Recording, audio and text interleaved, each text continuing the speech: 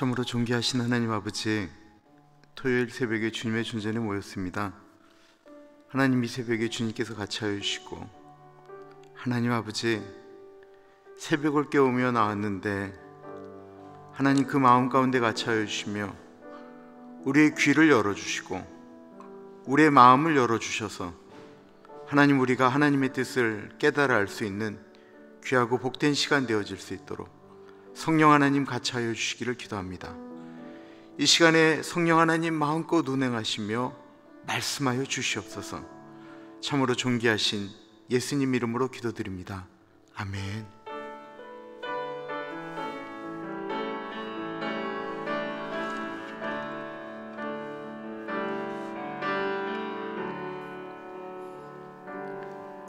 나를 지으신 이가 하나님, 나를 부르신 이가 하나님, 나를 보내신 이도 하나님,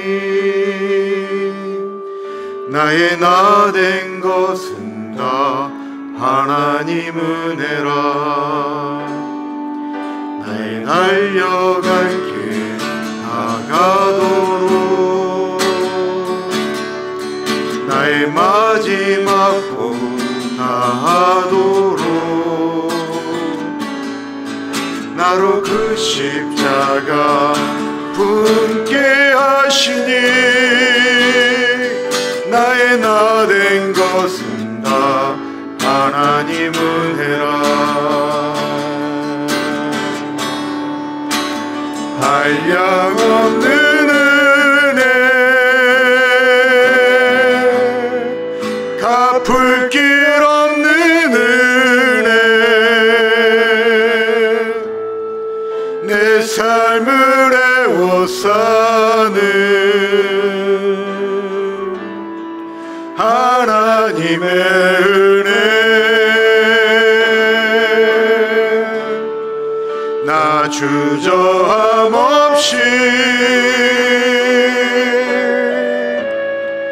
그 땅을 밟음도 나를 붙드시는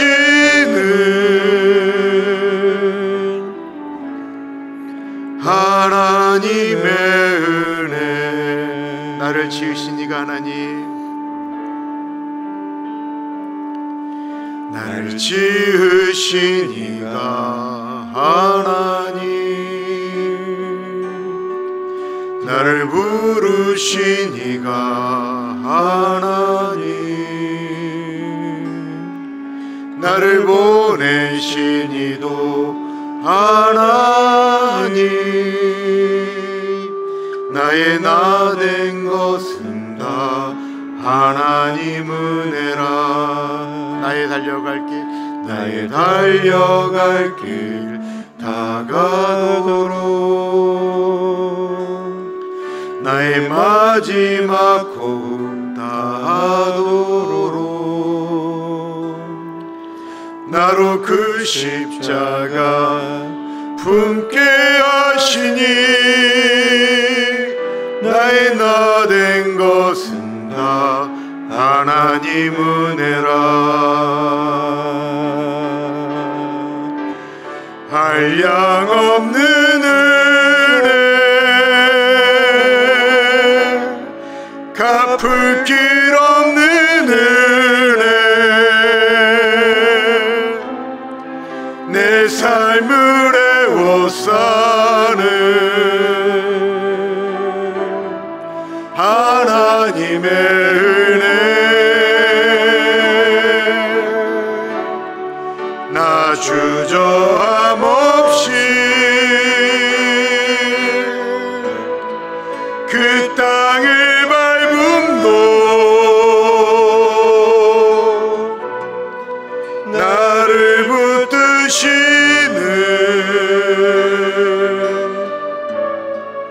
하나님의 은혜. 한량없는 은혜, 한량없는 은혜,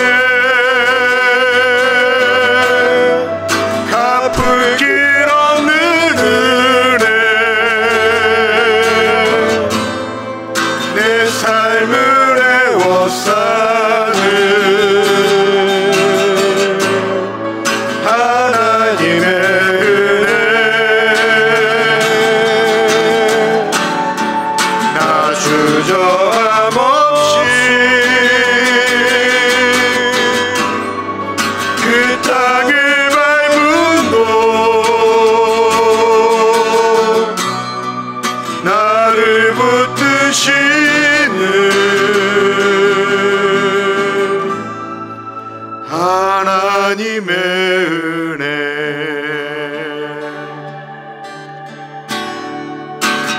내가 믿고 또 의지함은 내 모든 영병 하시는 주님 늘 보호해 주실 것을 나는 확실히 아네.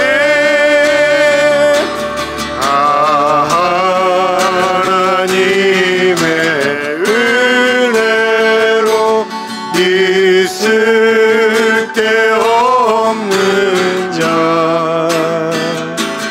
왜 구속하여 주는지 난 알 수 없도다. 내가 믿고 또 의지함은 내 모든 영병 하시는 주님 늘 보호해 주실 것을 나는 확실히 아네.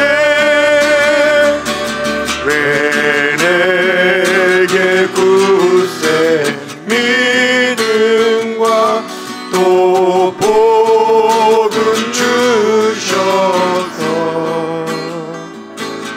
내 마음이 항상 편한지 난 알 수 없도다. 내가 믿고 또 의지함은 내 모든 영평 하시는 주님 늘 보호해 주실 것을 나는 확실히 아네. 왜 내게 성령 주셔서 내 마음 감동해 주 예수 믿게 하는지 난 알 수 없도다. 내가 믿고 또 의지함은 내 모든 영병 하시는 주님 늘 보호해 주실 것을 나는 확실히 아네. 주 언제 강림하실지 혹밤에 혹낮에 또 주님 만날 그곳도 난 알 수 없도다. 내가 믿고 또 의지함은 내 모든 영병 하시는 주님 늘 보호해 주실 것을 나는 확실히 아네. 내가 믿고 또 의지함은 내 모든 영병 하시는 주님 늘 보호해 주실 것을 나는 확실히 아네.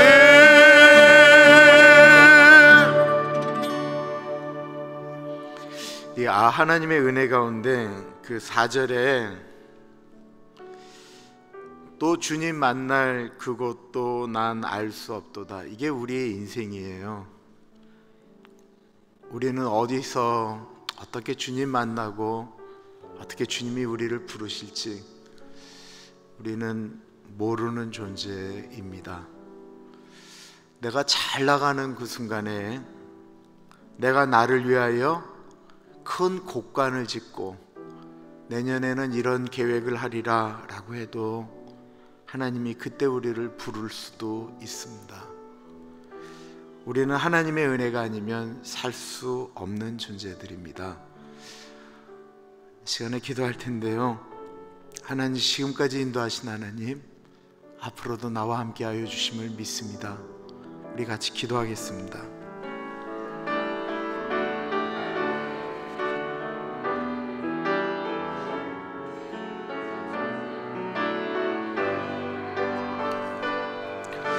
존귀하신 하나님 아버지, 하나님 아버지, 이 시간에 기도합니다. 하나님의 은혜가 아니면 살 수 없는 우리들입니다. 언제 주님이 우리를 부르시면 갈 수밖에 없는 존재들이고, 하나님의 은혜가 아니면 살 수 없는 세대 가운데 우리가 살고 있습니다. 언제는 하나님의 은혜가 아니면 살 수 있었던 데가 있었나요? 근데 주님, 우리 힘으로, 우리 능력으로 살아간다라고 고백하지 않게 하여 주시고, 이것을 이어 나갈 수 있는 은혜를 허락하여 주시옵소서. 하나님, 새벽에 같이 오실 줄 믿습니다. 참으로 존귀하신 하나님 아버지, 하나님의 은혜로 이 쓸모없는 우리들이 주의 은혜로 여기까지 왔습니다. 하나님, 그 마음을 잊지 않게 하여 주십시오. 이 새벽에 주님의 말씀을 받습니다. 기도원을 통하여 우리의 모습을 발견하게 하여 주옵소서. 존귀하신 예수님 이름으로 기도합니다. 아멘. 사사기 8장 10절에서부터 21절까지 말씀입니다. 사사기 8장 10절에서부터 21절까지 말씀. 하나님의 말씀을 교독하겠고요, 마지막 절 같이 읽겠습니다. 이때에 세바와 살문나가 갈골에 있는데 동방 사람의 모든 군대 중에 칼든 자 12만 명이 죽었고 그 남은 15,000명 가량은 그들을 따라와서 거기에 있더라. 적군이 안심하고 있는 때 중에 기드온이 노바와 욥부와 동쪽 장막에 거주하는 자의 길로 올라가서 그 적진을 치니 세바와 살문나가 도망하는지라 기드온이 그들의 뒤를 추격하여 미디안의 두 왕 세바와 살문나를 사로잡고 그 온 진영을 격파하니라.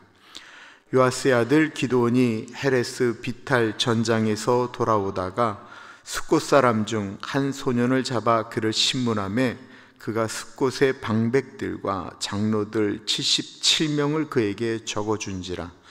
기드온이 숫곳 사람들에게 이르러 말하되 너희가 전에 나를 희롱하여 이르기를 세바와 살문나와 손이 지금 내 손 안에 있다는 거냐? 어찌 우리가 내 피곤한 사람들에게 떡을 주겠느냐 한 그 세바와 살문나를 보라 하고 그 성읍의 장로들을 붙잡아 들가시와 찔레로 숫곳 사람들을 징벌하고 분우엘 망대를 헐며 그 성읍 사람들을 죽이니라. 이에 그가 세바와 살문나에게 말하되 너희가 다볼에서 죽인 자들은 어떠한 사람들이더냐 하니 대답하되 그들이 너와 같아서 하나같이 왕자들의 모습과 같더라 하니라. 그가 이르되 그들은 내 형제들이며 내 어머니의 아들들이라. 여호와께서 살아계심을 두고 맹세하노니 너희가 만일 그들을 살렸더라면 나도 너희를 죽이지 아니하였으리라 하고 그의 맏아들 여델에게 이르되 일어나 그들을 죽이라 하였으나 그 소년이 그의 칼을 빼지 못하였으니 이는 아직 어려서 두려워함이었더라. 세바와 살문나가 이르되 내가 일어나 우리를 치라. 사람이 어떠하면 그의 힘도 그러하니라 하니 기드온이 일어나 세바와 살문나를 죽이고 그들의 낙타 목에 있던 초승달 장식들을 떼어서 가지니라. 아멘. 300명을 데리고 기드온은 미디안 13만 5천 명 대군과 싸워서 큰 승리를 거두게 되었습니다. 무려 450대 1의 싸움이니까 이건 뭐 사람이 해서 이겼다라고 이야기할 수 없죠. 사실 미디안은 그 기드온의 300용사가 세 파로 나누어서 깜깜하고 어두운 밤에 칠흑 같은 밤이었던 것 같아요. 항아리를 깨면서 나팔 소리를 불면서 외치는 그 기드온 사람들의 외침 소리에 너무 놀래서 서로 어둠 가운데 서로를 죽였던 것입니다.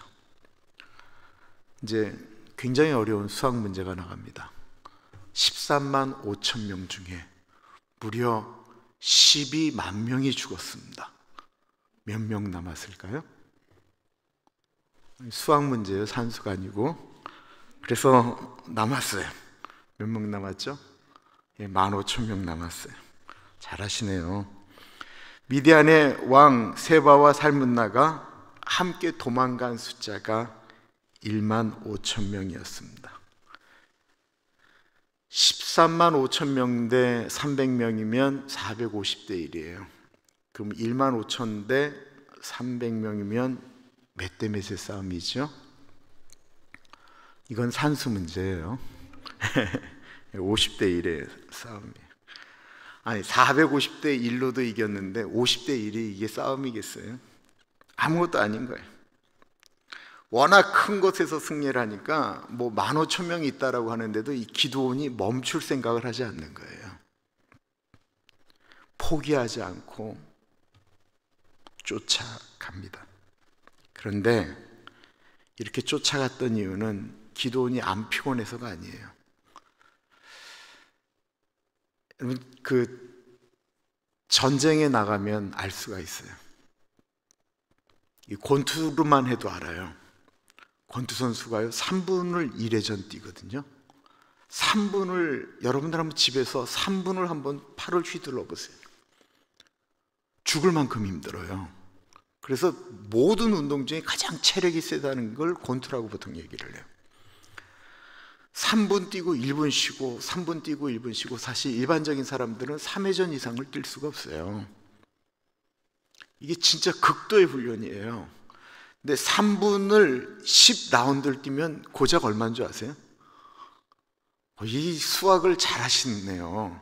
3분을 10라운드 뛰면 10회전이에요. 이 30분이 지나는 거예요. 그러면 거의 탈진해버려요. 사람이 죽을 지경처럼 힘든데 사람 12만 명을 죽인다고 생각을 해보세요. 사람 한 사람이 칼 한 번 휘두른다고 죽지도 않아요. 그러니까 수많은 싸움을 벌이면서 사람이 사람을 죽이는 것처럼 힘들고 어려운 일이 없습니다. 그러니까 이거 완전한 탈진이에요. 완전한 탈진. 거의 죽을 만큼 힘든 거예요. 근데도 기드온이 그들을 쫓아가는 것을 포기하지 않았던 이유는 그것은 하나님의 명령이었기 때문에 그렇습니다. 문제는 그들이 도망간 곳이 지금까지는 내 땅에서 싸웠어요. 내 땅에서. 내 땅에서 싸울 때는 그래도 내가 이쪽에 지형도 알고 내가 눌려 있었지만 그래도 내 땅에서 싸울 때가 가장 강력해요. 근데 이들이 도망간 것은 더 이상 이스라엘 땅이 아니었다라는 것입니다. 거기는 이방 사람들이 사는 곳이었습니다. 기드온이 그저께 본문에 보면 길을 쓰고 이들이 요단강을 건너기 전에 에브라임 사람들한테 얘기를 해서 미디안 사람들이 요단강을 건너기 전에 이 요단강을 건너가게 되면 그 다음부터는 이게 죽이는 일이 어려워지는 거예요. 그러니까 강을 건너기 전에 그 길목에서 당신들이 미디안 패잔병들을 죽이십시오 라고 이야기했던 이유는 강을 건너기 전에 죽여야만이 그 패잔병들을 몰살시킬 수 있었기 때문에 그렇습니다. 이순신 장군이 마지막으로 해전을 벌이고 돌아간 것이 노량진 해전이에요. 노량대첩이라고 보통 얘기하는데 이순신 장군이 조정에다가 계속 얘기를 하는 거예요. 조정에서는 원나라와 일본이 계속해서 이렇게 평화협정을 맺고 있는데 이순신 장군의 생각은 이거예요. 저들이 우리나라 해협을 벗어나기 전에 여기서 몰살 지켜야지, 큰 바다로 나가면 더 이상은 승부를 싸울 수 있는 여력이 없는 거예요. 그리고 이들이 만약에 우리 해협을 빠져나가서 다시 일본으로 가게 되면 그들이 힘을 키워서 다시 들어온다라는 거예요. 그래서 이순신 장군이 마지막으로 장계를 올리고 계속 얘기했던 내용이 바로 이 내용이었어요. 저들이 이 해협을 빠져나가기 전에 싸워야 된다라는 거예요. 그리고 그 해전에서 정말 일본의 수군들을 거의 전멸시키고 이순신 장군이 죽게 되죠. 치명적인 상처를 입혀야 될 타이밍에 그렇게 하지 못하면 그 다음에 어렵다라는 것입니다. 이런 지금 배경 가운데 이 본문이 있는 거예요. 이제 10절 볼게요. 이때에 세바와 살문나가 갈고리에 있는데 동방 사람들의 모든 군대 중에 칼든 자 12만 명이 죽었고 그 남은 15,000명 가량은 그들을 따라와서 거기에 있더라. 이제부터 지도를 좀 보겠습니다. 잘 보이실지 모르겠어요. 여기 다볼산이 있어요. 다볼산 밑에 여기가 모래산이라고 얘기를 해요. 여기에 미디안 족속 13만 5천 명이 여기에 모였었어요. 그리고 이스라엘 기드온의 300 용사들은 맨 처음에 여기는 3만 2천 명이 하루 셈가에 있었어요. 우리가 셈가라고 이야기하니까 이쪽이 더 지형이 낮다라고 생각하는데 성경을 보면 이쪽은 셈이 있는 곳이지만 여기는 더 고지였습니다. 이제 전쟁이 벌어졌죠. 그리고는 수많은 사람들이, 미디안 사람들이 여기서 죽게 되고 이 사람들이 내려갑니다. 여기 사해하고 위에 갈릴리 바다에 있는 이 지류가 바로 뭐냐면 이게 요단강이에요.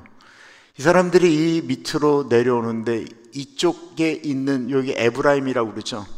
이 사람들이 이 요단강을 건너서 이쪽 미디안으로 도망가려고 이쪽으로 내려오는 이 길에 기드온이 에브라임 사람들에게 얘기해서 이 길목을 지키라고 얘기했던 거예요. 여기를 지키고 있다가 이 사람들이 배 타고 도망가기 전에 치고 들어가니까 강에서 이게 배수의 진 같은 곳이잖아요. 뒤에는 강이니까 여기서 무수하게 죽었어요. 그리고 나서 15,000명이 도망을 가서 어디까지 가게 되냐면 이 갈고리라고 하는 곳에 가게 됩니다. 그때 이 기드온의 300 용사들은 이리로 내려가지 않았어요. 이쪽은 에브라임 사람들한테 부탁을 하고 이 기드온은 이쪽으로 넘어가게 됩니다. 이쪽으로 넘어가서 숫곳이라고 하는 곳 분우회를 거치게 되는데 여기서 조금 이따 말씀드리겠지만 너무 지쳐버렸어요. 배도 고파요. 이 전쟁을 하면서 이게 몇 날 며칠 걸린 거지 하루 만에 얘기라고 하기가 어려운 얘기죠. 이 모든 것들이. 이러다가 이 숫곳에서 좀 도와달라고 얘기하는데도 거절당해요. 분우엘에서도 거절당해요. 이 땅은 어느 족속 땅이냐면 이스라엘의 갓족속 땅입니다. 그러니까 여기서 거절당한 상태로 이 기드온이 어디로 가냐면 이 욥부와 뒤쪽, 이쪽 갈골에 있는 그 미디안 사람들은 어디만 쳐다보고 있냐면 이쪽을 쳐다보고 있죠. 이쪽에서 이스라엘 사람들이 혹시 자기들을 쳐들어올까 봐 여기만은 지키고 있는 거예요. 그런데 기드온은 이 뒤로 넘어가는 거예요.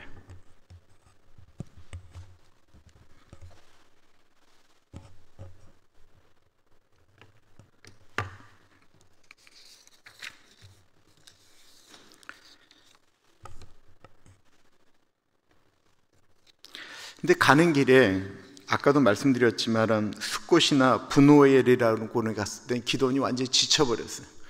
이거는 하루 만의 싸움이 아니고 힘을 다 좀 비축한 다음에 힘을 얻어서 저기를 계속해서 사람들이 이제 넘어간다고 생각해 보세요. 얼마나 힘들었겠어요. 그래서 숫곳과 분우엘에 가서 우리 좀 먹을 것을 좀 달라고 했는데 두 곳에서 다 거절을 당합니다. 이때 기드온이 그 거절을 당할 때 맹세를 하게 돼요. 어제 본문인데요. 4절부터 볼게요.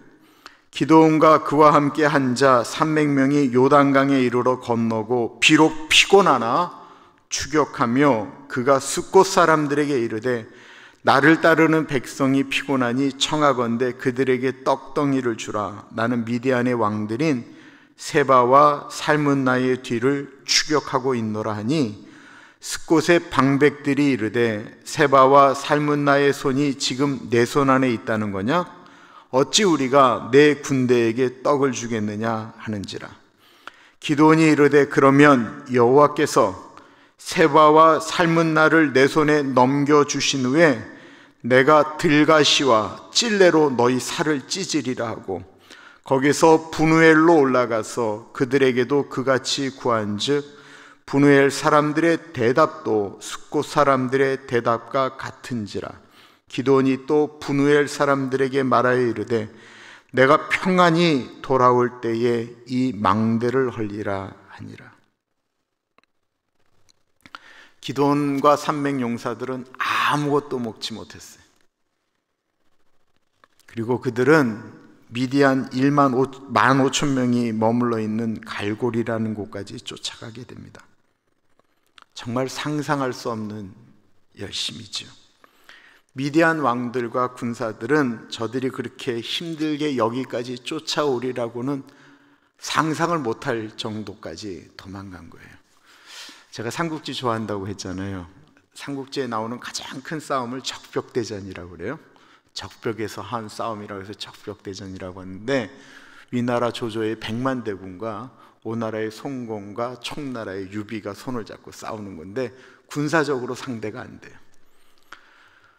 근데 이제 조조가 큰 싸움에 지잖아요. 근데 이 조조가 굉장히 자존심이 강한 사람이거든요. 패잔병이 돼서 어디로 도망간 다음에 쉴 때가 되면 막 깔깔거리면서 웃는 거예요. 니들이 생각할 땐 제갈량이 주유가 똑똑하다라고 얘기하는데 말이 안 된다. 나 같으면 여기다가 군사를 숨겨놨다가 우리가 이렇게 지쳤을 때 쳤을 것이다. 조조의 말이 끝나면 꼭 적군이 나타나서 치는 거예요. 그 얘기가 삼국지에 계속 나와요. 조조가 한 번 그렇게 얘기를 했어요. 두 번째도 똑같은 얘기를 하니까 이 군사들이 불안해요. 제발 그렇게 말씀하지 마세요. 나타나면 어떡해요? 그리고 나타났던 것이 바로 그 유명한 관우운장입니다. 그런 얘기가 이제 삼국지에 나오는데 똑같은 얘기예요. 11절, 12절 볼게요. 적군이 안심하고 있는 중에 기드온이 노바와 욕부와 동쪽 장막에 거주하는 자의 길로 올라가서 그 적진을 치니 세바와 살문나가 도망하는지라. 기드온이 그들의 뒤를 추격하여 미디안의 두 왕 세바와 살문나를 사로잡고 그 온 진영을 격파하니라. 다시 지도 볼 수 있을까요?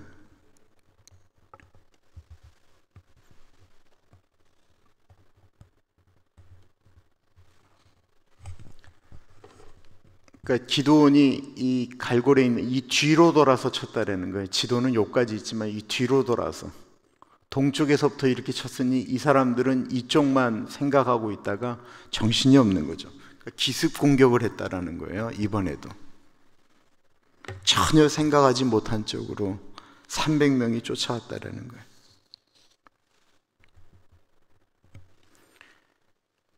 사람들은 어느 정도 큰 승리를 거두면 그만 됐다라고 이야기를 하는데 기드온이 저 열심을 냈던 분명한 이유는 하나님의 명령 때문이었습니다. 하나님이 같이 하신다라는 그 명령에 그들은 그럴 수가 있었습니다. 그래서 300명이 15,000명을 무찌르고 미디안의 두 왕을 사로잡게 됩니다. 이제 기드온은 더 이상 겁 많은 사람이 아닙니다. 전쟁에서 승리할 때 기드온은 어느새 처음 하나님의 천사가 기드온을 부를 때 이야기했던 것처럼 그는 큰 용사로 변해 있었습니다. 그리고 기드온 자신도 내가 원래 큰 용사였다라고 하는 사실도 전쟁을 통해서 알게 됐어요. 사람들이 자신을 바라보는 눈빛이 달라졌음도 알게 됐어요. 그리고 기드온이라고 하는 사람이 달라지기 시작한 시점도 바로 이때부터였습니다. 달라진다라고 하는 것은 좋을 때 쓰죠. 좋을 때 쓸 때는 보통 변화라고 이야기를 하고요. 사람이 나쁜 쪽으로 달라질 때는 변질이라고 이야기를 하는데, 오늘 내일 본문에 나오는 기드온의 모습은 아쉽게도 변질이었습니다. 그는 전쟁에서 돌아오다가 한 이스라엘 소년을 만나게 됩니다. 그 남자아이도 아마 전쟁통에서 힘들게 살아왔던 아이였을 것입니다. 기드온이 아이에게 묻습니다. 너 어디서 사니? 기드온이 이 전쟁을 치르는 동안 모습이 어땠을까요? 온몸에 아마 피범벅이지 않았겠습니까? 피범벅이었을 거예요. 머리는 다 엉클어져 있었어요. 기드온만 그랬을까요? 기드온 뒤에 있는 300명들도 다 그랬을 거예요. 보는 것만으로도 무서워요. 거기에다가 그들의 손에 그 유명한 미디안의 두 왕이 사로잡혀 있습니다.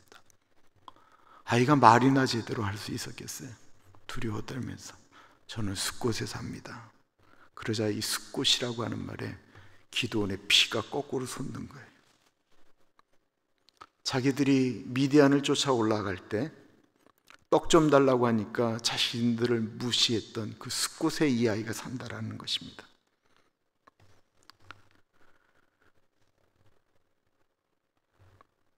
기드온의 마음 가운데 본때를 보여줘야 되겠다라는 생각이 드는 거예요. 13절부터 보세요. 요아스의 아들 기드온이 헤레스 비탈 전장에서 돌아오다가 숫곳 사람 중 한 사람을 잡아 그를 신문하며 그가 숫곳의 방백들과 장로들 77명을 그에게 적어준지라. 그러니까 기드온이 그 아이에게 얘기하는 거예요. 너희 숫곳에서 정치하는 사람들, 힘 있는 사람들, 존경받는 사람들 이름을 대라. 너 안 들으면 죽는 거야. 그래서 이 아이가 정신없이 써내려가는 거죠. 더 없어. 더 없으면 죽여. 생각나는 대로 막 적는 거예요. 벌벌 떨면서. 그렇게 적은 숫자가 77명이었습니다. 기드온은 자신이 잘된 것을 사람들에게 보여주고 싶었습니다. 우리는 무엇인가 잘된 것을 누구에게 보여주고 싶어요? 부모님에게 보여주고 싶죠. 사랑하는 사람에게 보여주고 싶어요. 그리고 또 누구에게 보여주고 싶을까요? 나를 무시하고 나를 떠나보냈던 그 옛날 20대 때 그 여자한테 제가 보여주고 싶은 거예요. 웃지들도 않으시네. 그런 경험들이 없으세요? 나를 무시하는 사람에게, 나를 무시했던 사람에게, 너는 안 된다라고 이야기하는 사람에게, 너는 졸장부라고 얘기하는 사람에게, 너는 겁쟁이라고 얘기하는 사람에게 보여주고 싶은 거예요. 이것을 뭐라고 할 수 있어요? 그러지 않으면 좋겠지만 이 정도는 할 수 있는 거 아니겠어요? 하나님이 이걸 갖고 뭐라고 하실 것 같지는 않아요. 기드온이 숫곳에 가서 봤지? 너희가 그렇게 무시했지만 하나님이 나와 함께하여 주셔서 이 미디안의 두 왕을 내가 분명히 잡았지. 너희가 내 손에 이들이 있느냐라고 얘기했지만 내 손에 지금 이들이 있다. 다시는 나 무시하지 마. 하나님과 같이 하는 사람 무시하지 마. 이 정도 얘기했으면 참 좋았을 텐데. 기드온은 숫곳을 그렇게 지나가지 않았습니다. 물론 그들은 잘못했습니다. 이들은 미디안의 두 왕이 무서워서 기드온을 안 도와준 거예요. 괜히 기드온 도와줬다라고 했다가 자기들이 나중에 죽을까 봐. 왜냐하면 이들은 그 전쟁 가운데 기드온이 이긴 것도 몰랐거든요.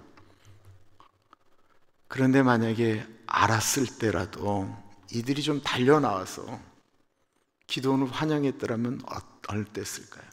프랭카드 하나 걸어놓고 우리가 잘못했습니다.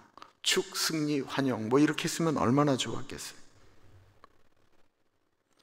이들은 그들이 무서워서 자기 동족들이 고통당하고 죽어가는 것을 외면했어요. 분명히 이들이 잘못했어요. 이제 숫곳에 도착한 기드온이 어떻게 했을까요? 겸손했던 기드온은 이제 더 이상 없습니다. 무서운 기드온이 숫곳에 나타난 것입니다.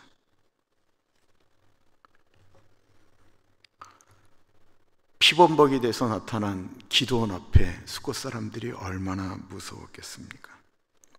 기드온이 갑자기 그 소년에게 받은 명단을 쫙 펼치는 거예요. 지금부터 내가 이름을 부르겠는데 이 사람들이 이 앞으로 끌려 나와야 된다. 만약에 그 사람들이 이 앞에 안 설 때마다 내가 이곳에 있는 여자들, 소년들을 한 명씩 죽이겠다. 그리고는 77명의 명단을 부르는 거예요.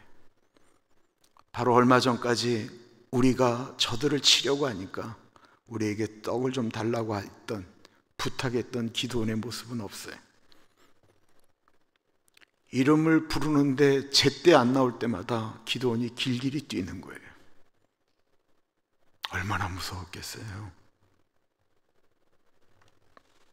그리고는 77명이 그 앞에 벌벌 떨며 나왔습니다. 그들을 어떻게 했을까요? 기드온이 숫곳 사람들에게 이르며 말하되 너희가 전에 나를 희롱하여 이르기를 세바와 살문나의 손이 지금 내 손 안에 있다는 거냐? 어찌 우리가 내 피곤한 사람들에게 떡을 주겠느냐 한 그 세바와 살문나를 보라 하고 그 성읍의 장로들을 붙잡아 들가시와 찔레로 숫곳 사람들을 징벌하고, 여기서 징벌했다라고 하는 건 벌을 줬다라는 얘기가 아니에요. 죽였다라는 거예요. 동족을 죽였다라는 거예요. 그것도 깔끔하게 칼로 죽인 게 아니고 들가시와 찔레꽃으로 죽을 때까지 때려서 죽였다라는 거예요. 상상이 가세요? 사람을 죽이는데 한 번에 죽인 게 아니고 죽을 때까지, 그것도 들가시와 찔레꽃으로. 이게 얼마 전에 몰래 숨어서 포도주 틀에서 밀을 타작하던 사람이었나요? 이 소식이 이스라엘에 얼마나 빨리 퍼졌을까요? 기드온이 전쟁에 승리하고 돌아오다가 숫곳에서 자신들에게 떡을 주지 않은 숫곳 사람들을 들가시와 찔레로 죽을 때까지 때려서 죽였다. 내일 본문에 보면요, 기드온이 너희들 몸에 있는 것 좀 나한테 줄래 그랬더니 사람들이 그냥 엄청나게 줘서 보물이 쌓이는 거예요. 사람들 머릿속에 이런 생각이 들지 않았을까요? 떡 달라고 해도 안 줘서 죽였는데 우리 몸에 있는 거 안 줬다고 하면 진짜 큰일 나겠다, 뭐 이런 생각하지 않았을까요? 소문이 쫙 퍼지는 거예요. 그럼 브누엘 사람들한테는 어떻게 했을까요? 브누엘 망대를 헐며 그 성읍 사람들을 죽이니라. 여기 망대가 있는 이유가 아까 그 브누엘의 위치를 보셨잖아요. 그 산지 쪽에 있는 이쪽 동쪽 그 바로 위가 암몬 모압이거든요. 이쪽에서 사람들이 쳐들어오나 이것들을 이제 확인하는 곳이 저곳이에요. 브누엘이 그래서 위에 망대가 있었던 거예요. 옛날에 망대가 왜 있어요? 이렇게 멀리 보기 위해서 있는 거잖아요. 근데 기드온이 브누엘을 가서 이렇게 얘기하는 거예요. 이 망대 무슨 필요가 있냐? 미디안 사람들이 쫓아오고 그들을 쫓아가겠다는 동족이 와도 돕지 않는 이런 곳에 망대가 무슨 필요가 있냐? 너희들이 여기에서 살 이유가 뭐냐? 그리고는 저 브누엘 망대를 무너뜨렸을 뿐만 아니라 거기 있는 모든 이스라엘 사람들을 다 죽여버렸다라는 거예요. 물론 그들이 잘못했어요. 아군을 돕지 않았어요. 이 얘기는 무슨 얘기냐면 기드온이 이제는 자기가 마음만 정하면 마음껏 이스라엘에서 할 수 있는 사람이 되었음을 의미하는 것입니다. 더 이상 숨어서 밀을 타작할 이유도 사람들을 두려워할 필요도 없습니다. 가나안의 가장 큰 용사가 되었기 때문에 그의 말에 토를 달 사람이 없습니다. 더 무서운 게 뭔지 아세요? 사사기 7장, 6장에 보면요, 기드온이 얼마나 무섭던지 어떤 일을 결정할 때마다 꼭 하나님께 여쭈어요. 꼭 하나님께 물어봐요. 근데 자기가 원하는 대로 다 될 수 있다라고 생각했던 순간부터는 기드온이 단 한 번도 하나님한테 여쭈지 않습니다. 그러니까 죽이는 거예요. 동족인데 죽이는 거예요. 죽이는데 망설임이 없어요. 그 전에 기도는 어땠습니까? 사사기 6장 15절 볼게요. 자기가 한 것이 아님을 알았어야 되는데, 그러나 기드온이 그에게 대답하되, 오 주여, 내가 무엇으로 이스라엘을 구원하리이까 보소서. 나의 집은 므낫세 중에 극히 약하고 나는 내 아버지 집에서 가장 작은 이니이다 하니. 그러면 이 앞에 있는 사람 기드온, 이렇게 얘기했던 기드온과 이 뒤에 있는 사람이 며칠 만에 이렇게 완전히 바뀌어진 것일까요? 여러분 그렇게 생각하세요? 아닙니다. 기드온은 원래 그랬던 사람이에요. 원래 그런 기질을 갖고 있었던 사람이에요. 그러나 그가 처해 있던 환경 가운데 그가 그것들을 펼치지 못한 것뿐이에요. 그때 내가 그것을 갖고 있을 때, 그런 기질을 갖고 있는 내가 어떻게 움직이느냐에 따라 복도 되고 저주가 되는데, 기드온이 그랬던 이유가 있기는 해요. 한번 보겠습니다. 기드온이 겁이 많아졌던 이유, 그것은 그가 경험했던 아픔 때문이라고 이야기를 합니다. 우리는 그것을 보통 트라우마라고 이야기를 하죠. 그것은 기드온의 형들이 미디안의 군사들에게 아주 비참하게 다벌해서 죽었었거든요. 기드온의 형제들이 다 죽고 나서 자기 집이 몰락하는 것을 경험한 거예요. 그 당시는 동해보복법이라는 것이 있어서 가장 가까운 친척이 죽임을 당하면 가장 또 가까운 사람이 그것을 보복을 해야 되는데, 기드온에게는 그런 능력이 없어요. 힘이 없어요. 무서움만 있었어요. 두려움에 떨었어요. 형들이 다 미디안의 손에 죽었기 때문에 기드온은 복수하고 싶었지만 그럴 능력이 없었어요.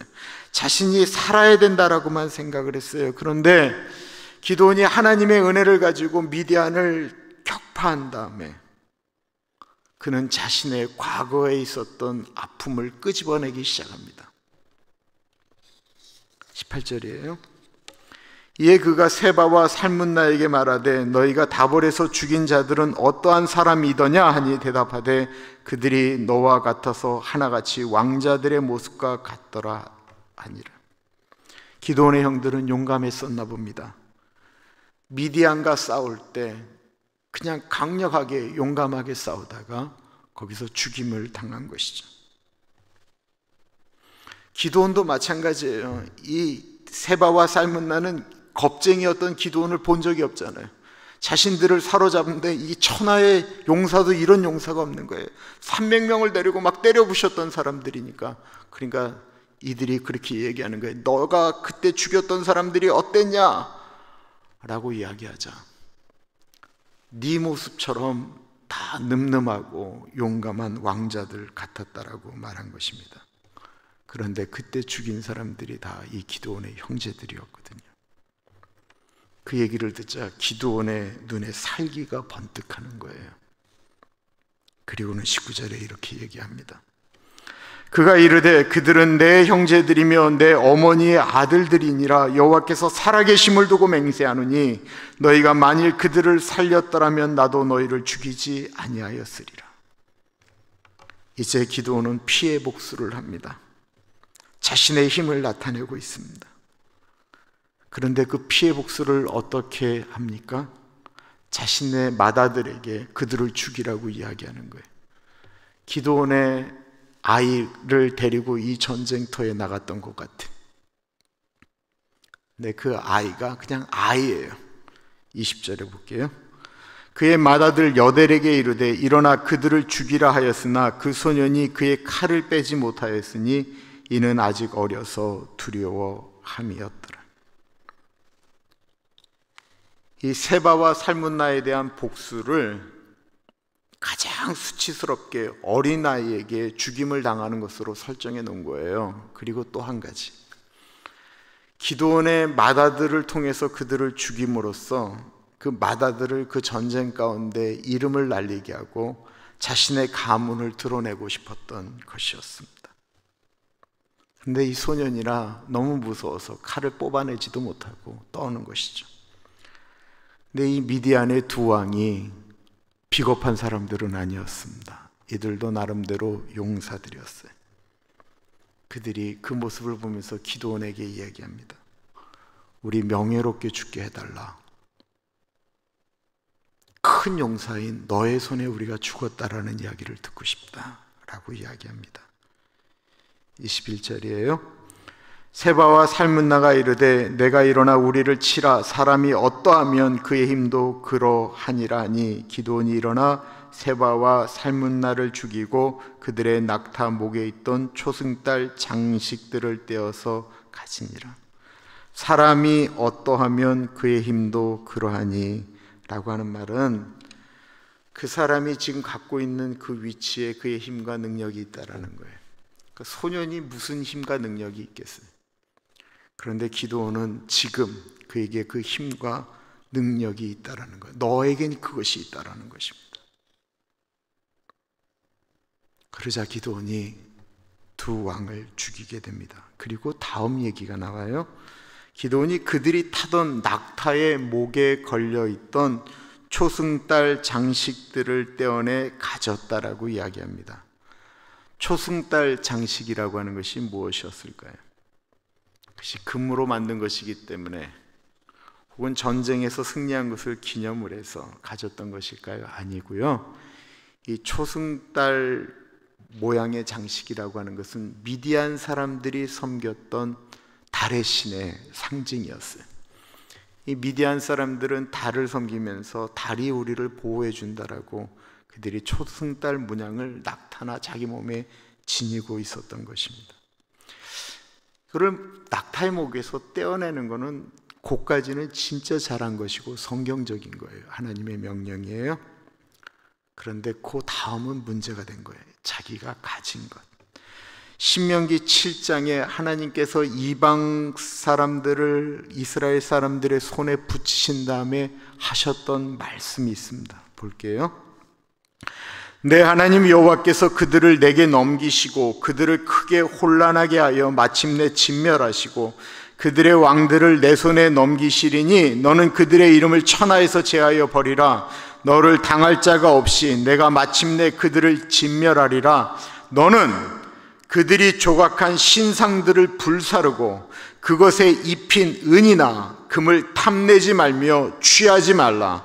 내가 그것으로 말미암아 올무에 걸릴까 하노니 이는 내 하나님 여호와께서 가증히 여기시는 것임이니라. 너는 가증한 것을 내 집에 들이지 말라. 너도 그것과 같이 진멸당할까 하노라. 너는 그것을 멀리하여 심히 미워하라. 그것을 진멸당할 것임이니라. 하나님이 분명히 버리라고 말씀하셨어요. 그런데 기드온은 그것들을 취하기 시작했습니다. 이제 하나님의 생각이 중요한 것이 아니에요. 자기 마음대로 할 수 있는 거예요. 사사기를 시작할 때 사사기에 반복되어져 나오는 말씀이 있다라고 얘기했어요. 말씀드렸어요. 그것이 뭐였죠? 그때에 이스라엘에 왕이 없었던 걸로, 이스라엘 사람들이 자기 생각에 소견에 옳은 대로 행당했다라는 거예요. 이전까지 기드온은 거기에 분주에 그 분류에 들어가는 사람이 아니었어요. 그 전까지 기드온은 하나님께 철저하게 여쭈면서 나의 소견의 생각이 아닌 하나님의 생각에 자기의 생각을 맞췄어요. 그런데 이때부터는 기드온도 자기 생각에 소견에 옳은 대로 행동하기 시작했습니다.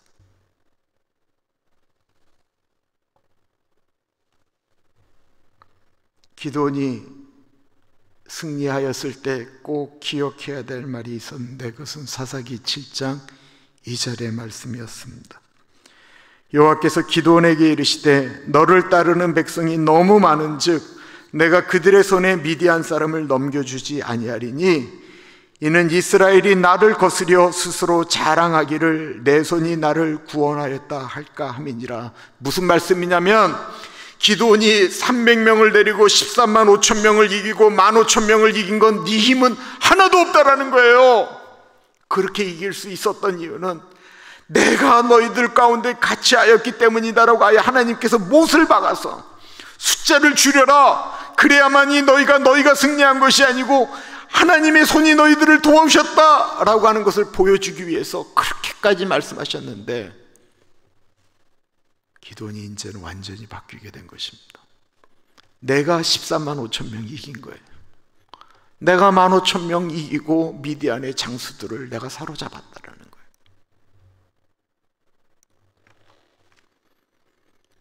마지막까지 하나님이 하셨습니다라고 고백하는 게 참 어려운 것 같습니다. 우리의 인생 뒤돌아봅니다. 좋을 때도 있었고요, 힘들 때도 있었고, 지금 힘드신 분들도 분명히 있습니다. 그 모든 게 다 지나갑니다. 제가 가나안 교회 온 지 11년이 지났어요. 다 지나가고 있어요. 좋을 때도 지나가고 안 좋을 때도 지나가고 힘들 때도 지나가요. 근데 그 모든 순간, 좋을 때 안 좋을 때 다 상관없어요. 우리는 어느 때나 십자가의 은혜가 아니면 아무것도 아닌 존재들인 거예요. 주의 은혜가 아니면 견딜 수가 없는 사람들인 거예요. 사도 바울이 잘 될 때도 안 될 때도 그의 마음에 변화가 없었어요. 인생을 돌아보니까 진짜 주의 은혜가 아니면 아무것도 할 수가 없는 거예요. 그냥 보니까 주님의 은혜로 사는 거예요. 보니까 은혜로 살더라고. 그래서 사도 바울이 빌립보서 4장에 이렇게 고백하는 거예요. 나는 비천에 처할 줄도 알고 풍부에 처할 줄도 알아.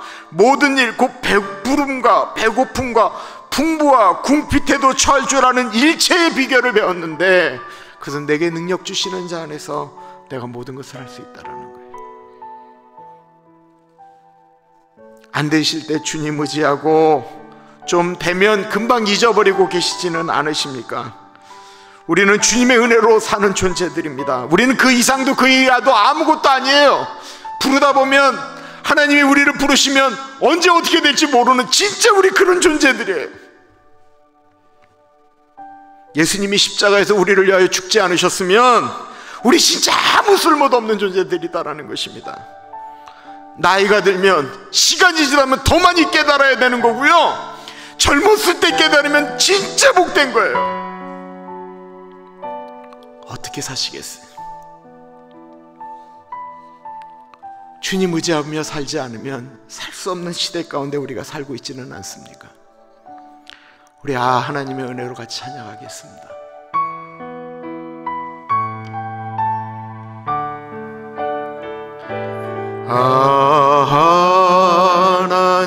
하나님의 은혜로 있을 데 없는 자 왜 구속하여 주는지 난 알 수 없도다. 내가 믿고 또 의지함은 내 모든 형편 아시는 주님 늘 보호해 주실 것을 나는 확실히 아네. 내가 믿고 또 의지함은 내 모든 형편 하시는 주님 늘 보호해 주실 것을 나는 확실히 아네. 우리 이 시간에 기도할 때 하나님 아버지, 늘 하나님 의지하며 살아가게 하여 주십시오. 좀 나아지면 내 자아와 내 생각이 올라오는 것이 아니고 그때도 하나님 의지하는 내가 되게 하여 주십시오. 하나님 어디 있습니까? 라고 이야기할 정도로 고통받을 때 더 하나님 의지하게 하여 주십시오. 하나님 도와주십시오. 이 쓸모없는 사람, 하나님 없으면, 하나님이 붙들어 주시지 않으면 아무것도 할 수 없는 존재이오니 하나님 도와주옵소서. 기도하겠습니다. 참으로 존귀하신 하나님 아버지, 기도합니다. 성령 하나님 같이 하여 주십시오. 하나님 아버지, 어느 때 순간에든지 하나님 의지하며 살아가는 제가 되어지기를 간절히 기도합니다. 하나님 아버지 의지하며 나아가는 제가 되어지기를 간절히 기도합니다. 하나님 아버지, 어느 때든지 하나님께 여쭈며 기도하며 나아갈 수 있도록 인도하여 주십시오. 하나님 아버지, 뒤돌아보면 주의 은혜가 아니고서는 아무것도 할 수 없음을 고백합니다. 하나님 아버지, 이 마음으로 살아갈 수 있도록 하나님 인도하여 주옵소서. 십자가의 은혜가 아니면 아무것도 할 수 없는 사람, 십자가의 은혜가 아니면 쓸모없는 죄인에 불과한 존재, 지금도 하나님 아버지 그런 존재밖에 안 되는 자가 하나님 은혜로 지금까지 살았는데 내 힘으로 살았다라고 이야기하지 않게 하여 주옵소서. 하나님 아버지 같이 하여 주시기를 기도합니다. 성령 하나님 같이 하여 주옵소서. 주님 같이 하여 주옵소서.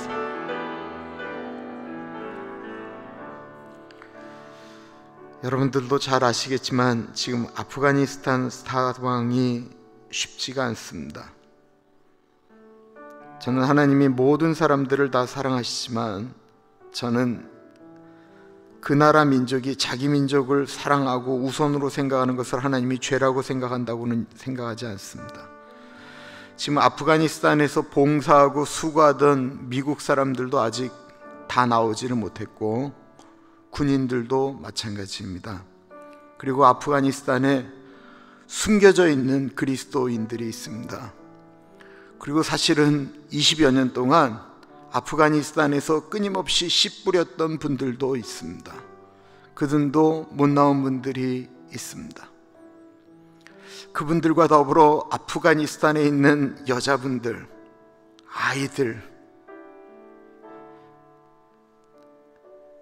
그 어려울 때 탈레반들이 보기에는 미군한테 도와준 것이 나쁘다라고 이야기하고 저건 매국노라고 이야기할 수 있을지 모르겠지만 그때 그 사람들에게 무슨 능력이 있습니까? 그리고 자유를 준 나라인데. 우리 근데 아프가니스탄을 좀 축복하겠습니다. 그리고 지금 이 바이든 대통령과 미국 정부가 이 마무리를 좀 잘하지 않으면 두고두고 어려움과 미국이 힘들 것 같아요. 하나님이 도와주시고 하나님이 지혜를 주시고 이 아프가니스탄의 불쌍한 영혼들을 회복시켜 주십시오. 우리 아프가니스탄, 그리고 거기서 수고하는 선교사님들, 이것을 위하여 움직이는 많은 정상들, 그분들 가운데 하나님 지혜 달라고 우리 같이 기도하겠습니다. 하나님 아버지 기도합니다. 존귀하신 하나님 아버지, 아프가니스탄 가운데 같이 하여 주십시오. 하나님 아버지, 우리 아프가니스탄에 있는 아버지 그리스도인들, 아버지 그곳에서 수고한 NGO에 있는 관련되어 있는 많은 분들, 그 또한 그들을 도왔던 아프가니스탄 현지인들, 아버지 그분들 가운데 같이 하여 주시고 하나님 아버지 이 어려움 가운데 하나님 아버지 하나님 주시는 은혜와 회복의 놀라운 일들이 일어나기를 기도합니다. 하나님 아버지 20년 동안 그래도 하나님 아버지 가꾸었던 땅입니다. 하나님 아버지, 순식간에 무너진 것 같지만 하나님 아버지, 그곳에 복음의 은혜가 흘러가기를 기도드리고 그곳에서 회복의 놀라운 역사가 일어날 수 있도록 하나님 같이 하여 주시기를 기도합니다. 아프간에서 태어난 아버지 여자분들, 아이들 불쌍히 여겨주옵소서. 하나님 아버지, 그들 가운데 조금이라도 미군을 도왔다라고 하는 것 때문에 두려워하는 분들 가운데 같이 하여 주십시오. 하나님 아버지, 그들을 또한 버리고 떠나는 일이 없도록 하나님 인도하여 주시기를 기도합니다. 바이든 대통령과 하나님 아버지 정상들 가운데 같이 하여 주시고 이 일을 아버지 지혜롭게 해결할 수 있도록 지혜를 주시기를 기도드립니다. 너는 아버지 눈먼 자들과 억눌린 자들과 가난한 자들과 힘든 자들과 고아와 가부 가운데 같이 한다고 말씀하신 하나님 아버지, 하나님 아버지, 미국이 이때 하나님 아버지 정말 기독교 국가로서 하나님을 믿었던 나라로서 하나님을 섬기는 나라로서 이 일을 아버지 아름답게 결정하며 움직일 수 있도록 하나님 아버지 지혜 주시기를 기도드립니다. 하나님 아버지, 자국계 이익과 여러 가지 일거에 충돌하는 것 가운데 하나님 아버지, 우리가 어떻게 감당회를 해야 될지를 하나님 아버지 깨달아 알 수 있도록 하나님 인도하여 주옵소서. 하나님 아버지 같이 하여 주옵소서. 주님 같이 하여 주옵소서.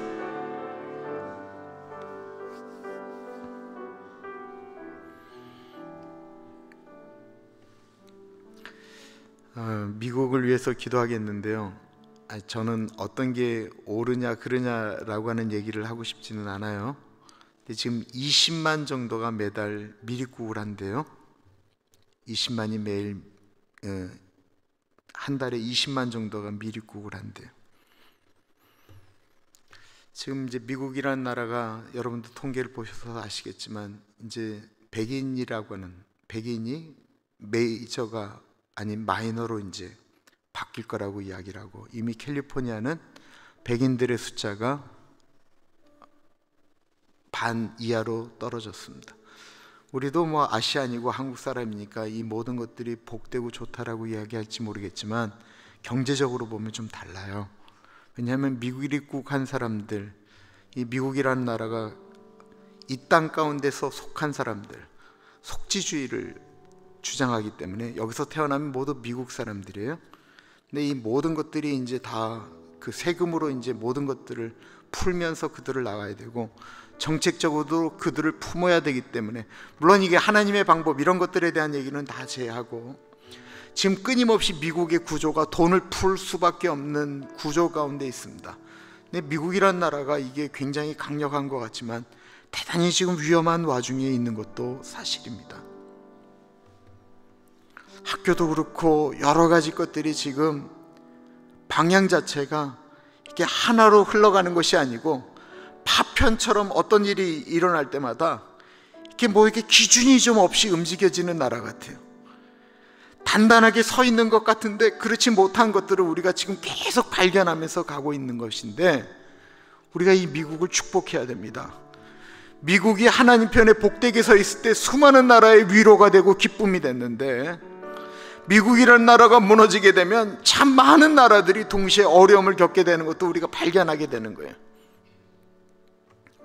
미국 대통령부터 정치인들, 학교에서 가르치는 선생님들, 모든 사람들을 축복하되 이분들이 하나님의 방법으로 이 나라를 통치할 수 있도록 도와달라고, 여러분들 자녀들, 손주들이 다니는 학교 축복하고 그 선생님들, 좋은 선생님들 붙이게 해달라고 기도해야 돼요.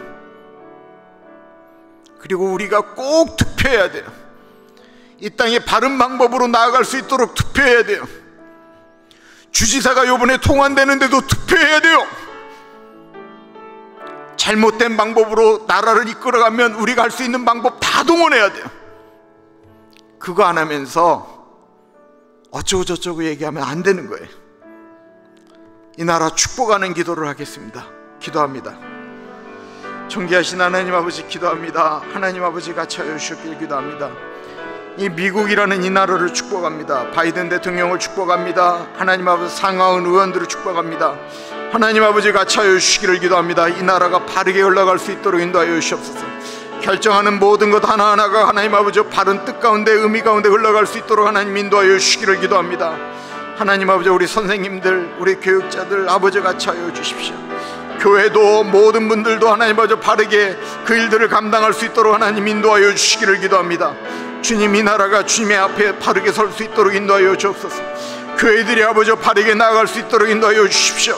하나님 아버지, 우리들이 주님 앞에 바르게 설 수 있도록 인도하여 주시기를 기도합니다. 이 산타나를 하나님 아버지 주님의 손에 올려드립니다.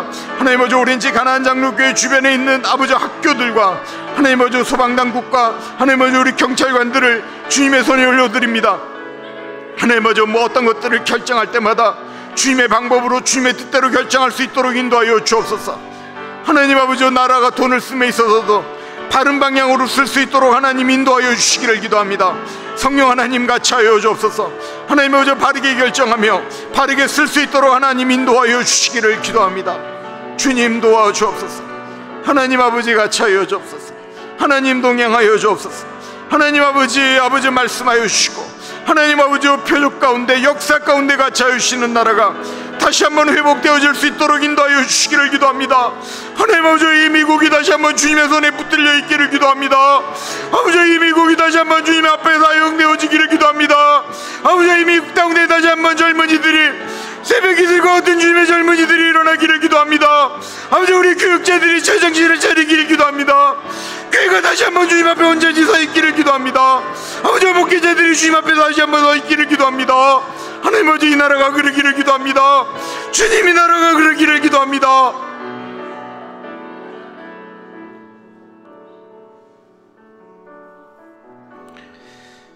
저희 교회를 위해서, 우리 교회 학교를 위해서, 그리고 내일 예배를 위해서 기도하겠습니다. 하나님이 우리 아이들 가운데 같이 하여 주시고 또한 내일 드려지는 예배 가운데 같이 하여 주시고, 하나님, 이런 때에 가나안 장로교회가 이 땅에 존재해야 될 바른 목적을 가지고 교회가 나아갈 수 있도록 우리 같이 기도하겠습니다. 존귀하신 하나님 아버지 같이 하여 주시기를 기도합니다. 성령 하나님 같이 하여 주십시오. 하나님 같이 하여 주시기를 기도합니다. 성령 하나님 같이 하여 주십시오. 하나님 아버지 같이 하여 주시기를 기도합니다. 주님 같이 하여 주옵소서. 하나님 아버지 아케를 날렸어 데레기를 날렸어 데레기를 날렸어. 하나님 아버지 그럴 수 있도록 주님 인도하여 주십시오. 하나님 도와주옵소서. 하나님 아버지 같이 하여 주옵소서. 하나님 아버지 같이 하여 주시기를 기도합니다. 주님 도와주옵소서. 하나님 아버지 같이 하여 주옵소서. 하나님 같이 하여 주옵소서. 하나님 아버지 같이 하여 주시기를 기도합니다. 오 성령 하나님 같이 하여 주옵소서. 하나님 아버지 같이 하여 주옵소서. 성령 하나님 같이 하여 주시기를 기도합니다. 주님 우리 교회가 주님 앞에 온전히 서 있는 교회가 되어지기를 기도하고 주님의 뜻을 따라서 나아가는 교회가 되어지기를 기도합니다. 아버지, 우리가 그럴 수 있기를 간절히 기도합니다. 하나님 같이 하여 주옵소서. 하나님 같이 하여 주옵소서. 하나님 도와주옵소서. 아버지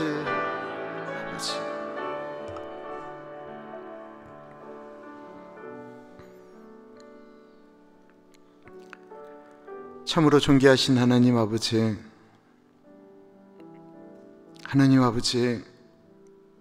사사기를 보면서 우리는 끊임없이 우리의 모습을 발견하게 됩니다. 주님, 우리의 모습입니다. 조금만 되어지면 우리 안에 있는 교만과 우리의 자아가 올라가는 우리의 모습들입니다. 어려움을 겪으면 그때서야 하나님을 찾는 우리들의 모습이 사사기의 모습입니다. 주님, 그들은 자신들의 생각에 소견에 오른 대로 살았지만 주님, 우리는 주일날마다 하나님께 왕이신 나의 하나님을 고백하고 있습니다. 주님, 우리에게 왕이 있습니다. 하나님이 우리의 왕이십니다. 그 하나님 아버지, 왕을 왕으로 모신 사람들답게 왕의 뜻대로 살아가는 우리들이 되어질 수 있도록 인도하여 주옵소서. 지금은 우리 주 예수 그리스도의 은혜와 우리를 너무나도 사랑하셔서 하나밖에 없는 아들을 넉넉하게 보내주신 하나님 아버지 그 크신 사랑하심과 성령 하나님 감화감동 역사 충만 교통하심의 놀라운 은혜가